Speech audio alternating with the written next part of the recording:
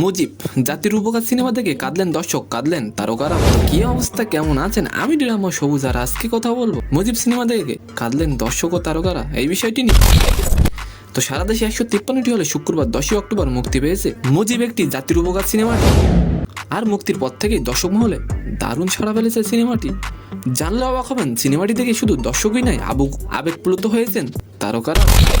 বৃহস্পতিবার সন্ধ্যায় রাজধানীর এসকে টাওয়ার অনুষ্ঠিত প্রিমিয়ার শোতে হাজির হয়েছিলেন অভিনেত্রী আসিন হাবিব ভাবনা। আর সিনেমাটি দেখে বের হয়ে সাংবাদিকের ক্যামেরার সামনে কান্নায় ভেঙে পড়েন তিনি। মুজিব সিনেমাটি দেখার অভিজ্ঞতা এমন প্রশ্নে বারবার আবেগপ্লুত হয়ে যান এই অভিনেত্রী। নিজেকে সামলে তিনি উত্তর দেন, খুবই ভালো ছবি, আমি খুব ইমোশনাল হয়ে গেছি। শুধু তারকারা নয়, দর্শকদের ক্ষেত্রেও দেখা যায় একই চিত্র। মুজিব সিনেমায় জাতির জনকের চরিত্রে অভিনয় করেছেন আরেফিন শুভ।